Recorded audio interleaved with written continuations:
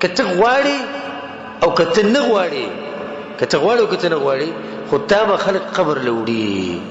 د قبر نه چې کله تا روانې او ته په کټ کې اچولې، نو بیا رسول صلی الله علیه وسلم په حدیث کې څه وایي؟ وایي کله چې انسانان څوک مړی راوچت کي او قبر له وړي، نو دا مړی په دوو کې یو دی. که دی دینداری نو دا مړی چې وایي قدموني قدموني، ما زر ویسئ ما زر ویسئ. ولې؟ وایي ما جنت ته ویسئ. او دا بل وایي چې یا ویلها تبعید زما دپاره ته څه کوم، ما موړی ما موړی ما دلته کېدی. خو څوک د دا وایي؟ د ده څوک اوري؟ دومره رشي او دومره ګڼئ چې دا کټ د چا په لاس کې پاتې کېږي هم نه. نو دا یو به ووایي چې زه نه یې ښخوم، دا دوه به ووایي چې نه یې ښخوم، دا درې به ووایي ته به دنیا څنګه راټینګي. هغوی خو دومره زور جوړ کړی دی، دومره زور چې هغه کټ یې د پلار په لاس کې پرې نه ښو، د زوی په لاس کې پرې نه ښو، د ورور په لاس کې پرې، هر سړی راوړه دې خوا ما ته پرېږده څنګه او داسې. په دې کې به څوک ودرېږي؟ بیا چې دې قبر له راوړي، د په دغه ټینګ دا قبر کوي څه؟ په دې ټینګ خو قبر نه کوي، د ده قبر بالکل تیار دی. او زه درته ووایم او زما دې خبرې ته غوږ کوله وکړه، او دغه زمونږ کور دی.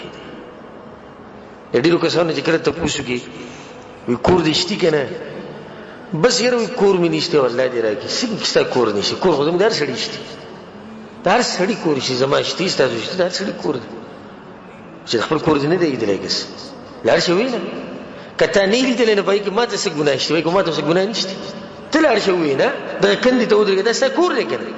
او په دې کور ګورې چې د دوکه نه شي، دا بنګله چې درسره کمه ده، او په دغه کور چې د دوکه نه شي، دا کوم چې ځان له جوړ کړی دی، په دې کور چې د دوکه نه وي ستا کور نه دی. مخکې ستا و، مخکې ستا و، د بل چا وګوره. دغه شان به ستا نه بعد هم د بل چا وي، د ستا نه دی، دا د هېچ چا کور نه دی. ولله میراث السماوات والارض، دا به چا ته پاتې کېږي؟ رب العالمین ته پاتې کېږي. ستا کور دغه دی، دغه یو څو میټره دا کنده چې ده، دا زما ستا کور دی، دا زموږ خپل کور دی، د خاورو نه جوړ کور دی. او موږ د څه نه پیدا یو؟ د خاورو نه. نو ځکه موږ دا خبره کوو چې انسان خاورې دی په دې قبر کې کېږي. نو اوس خاورې د څه سره ملاوي شوې؟ د خاورو سره. له پاسه خاورې، لاندې خاورې، ښي طرف ته خاورې، ګس طرف ته خاورې، او ته خاورې. خپل ځای ته راغلې که دغه زموږ کور دی، د دغې نه پیدا یو، هغې له واپس ځو. الله اکبر. ته یې راغستی په قبر کې کېښودې، نو بیا د عجیبه خبره ده چې په دې کې به یو څو سیکنډ هم نه لګي، او ستا قبر به څه وي؟ دا به ډک شوی په یو څو سیکنډو کې ستا د قبر ډکېږي. او عجیبه خبره ده چې په دې قبر کې چې دننه څوک کار کوي، هغه څوک دي؟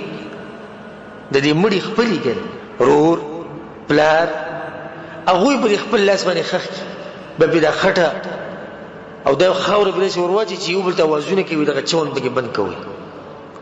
بلکل به دغه ځای کې پرېږدي، او چا ته یې پرېږدي؟ رب العالمین ته بلکل یوازې پرېږدي. اوس به د ده پته ولګي چې ده څه جمع کړي. امتحان وشو، او دغه ورځ د څه ده؟ دا د ریزلټ ورځ ده. په دغه ځای کې چې تا پرېږدي، زه کله نه کله په خپله خو سوچ کوم، انشاءالله تاسو هم په دې خبره کې سوچ کړی، کله چې ځان له یم دې خبرې ته ما سوچ کړی ده، والله زما په دې جسم باندې د غونې ځیږ شي، ویرېږم، ډېر سخت ویرېږم. رسول الله صلی چې کله دا مړی په قبر کې کېښودی شي او دا خلک ترې واپس شي، نو دی د هغوی د قدمونو هغه اواز اوري. هسې په دغه ټیم کې به د دې مړي څه احساسات دي؟ تاسو لږ دې ته سوچ وکړئ. په دغه ټیم کې به دا مړی څه وایي کله چې د قدمونو د اواز واوري؟ دی به څه ارمانونه کوي؟ دی به وایي چې یا الله چېرته سجدې مې ولګولې، یا الله چېرته عبادتونه مې وکړې، چېرته بندګي مې وکړې د رب العالمین. خو دا خلق خو زه پرېښودم، خوږ بچی به کې هم لاړ شي، خوږه ښځه به کې هم روانه لاړه، مور پلار به کې هم لاړو، ملګري هم لاړو، هر څه لاړو. ځکه رسول صلی وایي کله چې انسان مخبري ته وړی کېږي، د ده څه درې شیونه ځي: مال، اهل او عمل. دوه واپس کېږي، مال او اهل. مال د ده سره قبر پورې تللی شي، ګاډي روان دي، فوج روان دی، چوکیداران روان دي، نوکران روان دي، اهل وسرم روان دي، بچی روان دي، پلار روان دي، عمل وسرم روان دي. په دې قبر کې به پاتې کېږي عمل. په دې قبر کې چې کله تا کېدي او زه ګوره داسې نه یم چې کله په قبر کې هغه کېږي هغه مې نه دی ویلی څه وایم کله چې به د قبر کې تا کېږي زما د خبره چې اورې نو په تا پسې به دا هر څه بند شي یوازې به رب العالمین ته پروت وي او په داسې ځای کې به پروت وي چې لقیدی پکې هم نه شي رسول الله صلی وایي په دې ملایکو کې دوه ملایک راشي چې هغو ته منکر نکیر ویل کېږي او دا سړی کښېنی چې کله کښېني د ده نه تپوسونه کوي ستا رب څوک دی ستا پیغمبر یا د رسول صلی تصویر ورته وښیي دو باره کې ته څه او د اسلام په باره کې دې تپوس وکړي که دې سړي چې ته د اسلام مطابق ژوند تېر کړی نو دې په جوابونو کې کامیاب وي او که نه یې تېر کړی نو وایي ها ها